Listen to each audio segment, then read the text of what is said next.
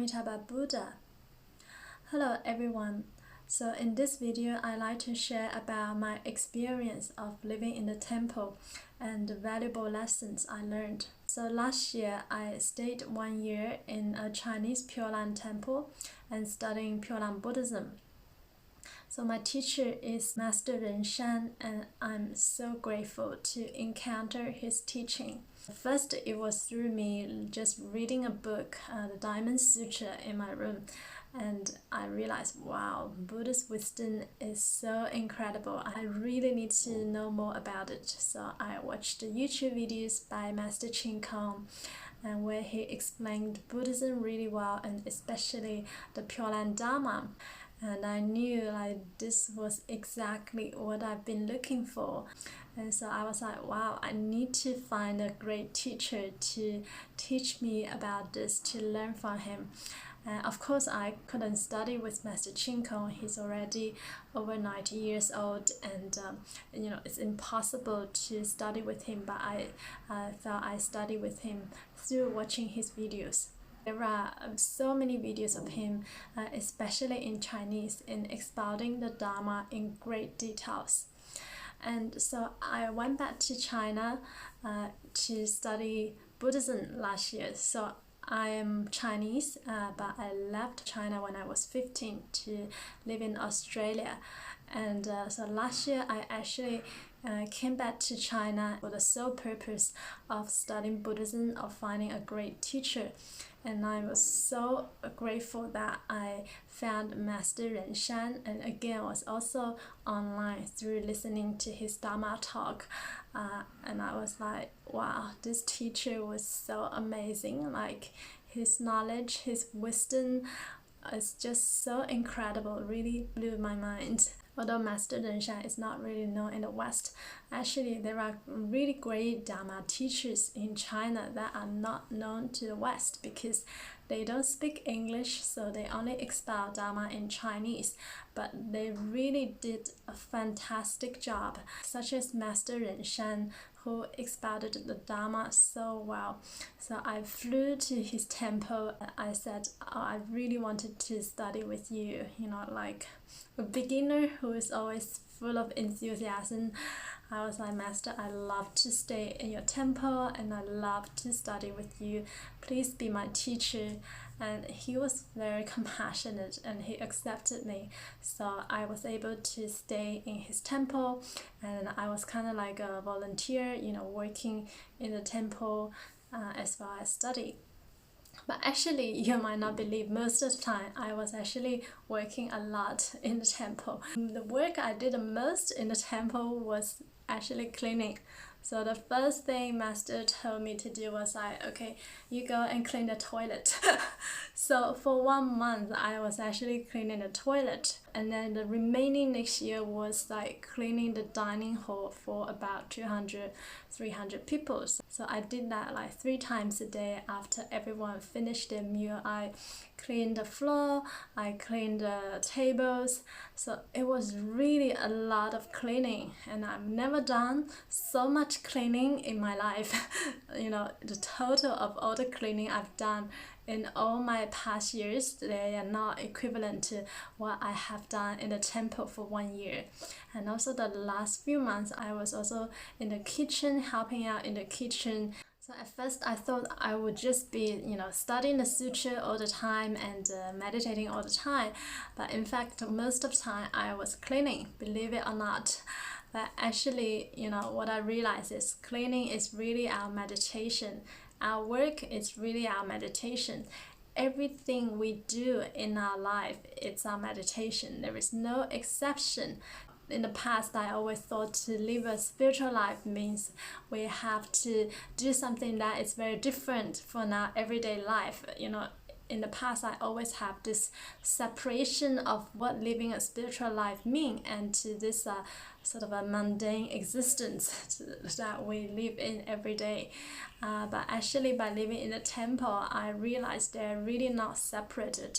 whatever we do in our life can be transformed into a practice, especially with the practice of Nianfo, with Amitabha recitation. You can really practice this in whatever you do. So when I was cleaning the toilet, I was also Amitofo, Amitofo, but in my mind. And also cleaning the table, you can still practice Amitabha, Amitabha, Amitabha. It's all about being in the present.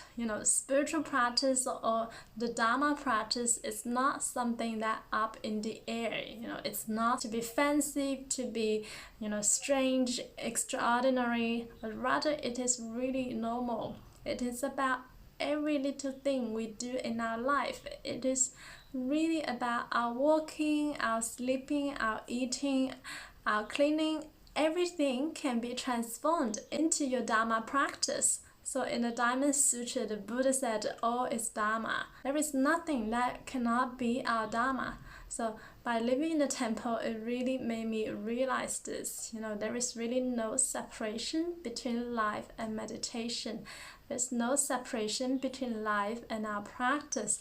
Our life is our practice. Our life is our meditation. And also by cleaning the toilet, cleaning the kitchen, washing all the dishes, it really makes me feel humbled. If you think you're too good that you can't do certain tasks, then really think again and don't even come to the temple. That is what Master Shan said. For people who come in and to want to sort of study Dharma with him, everybody has to clean. Start with the basics. Start with cleaning. And when we are cleaning the dust on the floor, we are really cleaning the dust in our mind as well. It's all about to remove our separation, remove our attachment, remove our ego, who you think you are.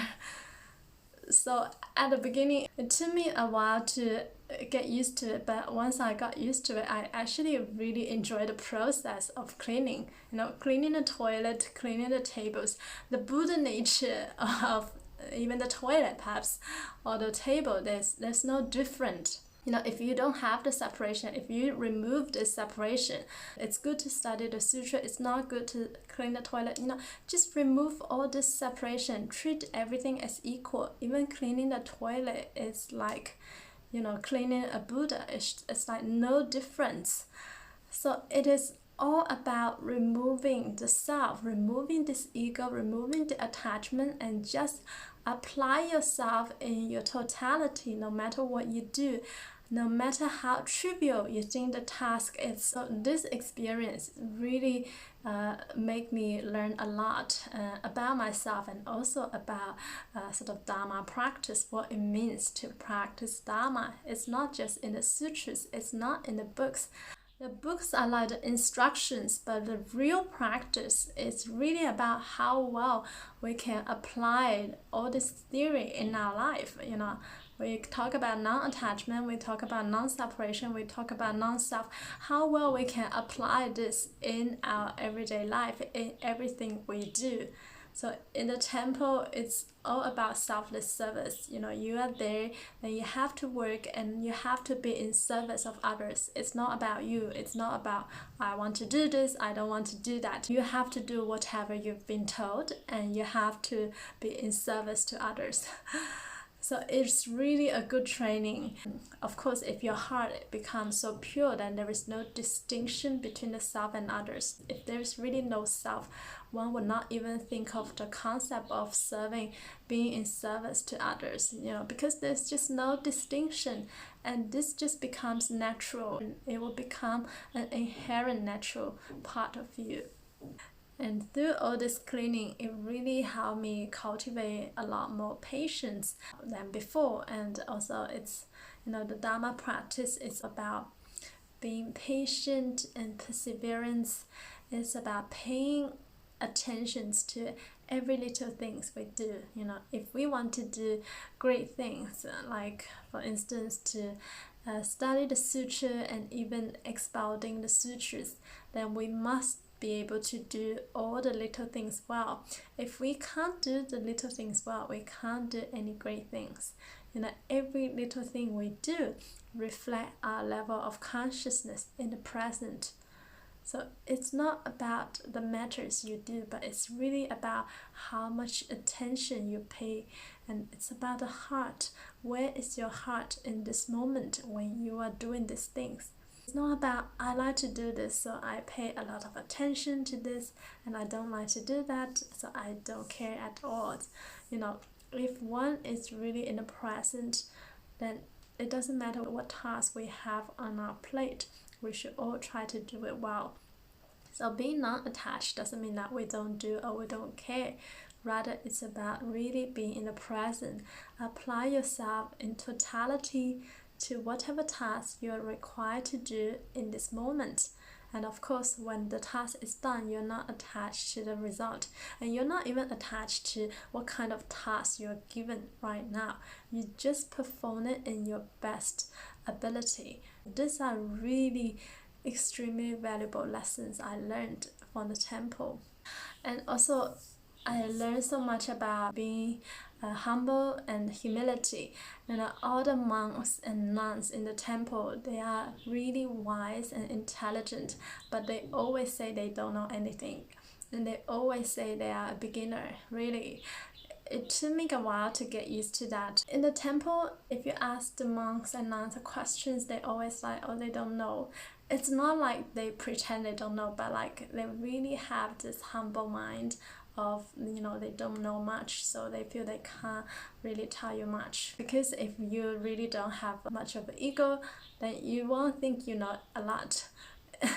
You won't think you know anything actually. They are really humble, extremely humble, and I really learned a lot from them. And also, again, I'm not here to teach anything, and I'm not a teacher. I'm just a beginner on this path, a really beginner on this path, and I'm only here to share a little bit about my sort of own experience. And I feel I'll always be a beginner on this Buddhist path, because Buddhist wisdom is just so vast. It's impossible for us to understand, perhaps only when we obtain rebirth to the Pure Land, and after that we will be able to understand. And I'm also here to learn. By sharing, it helps me to enhance my own understanding, and also to help me improve on my path.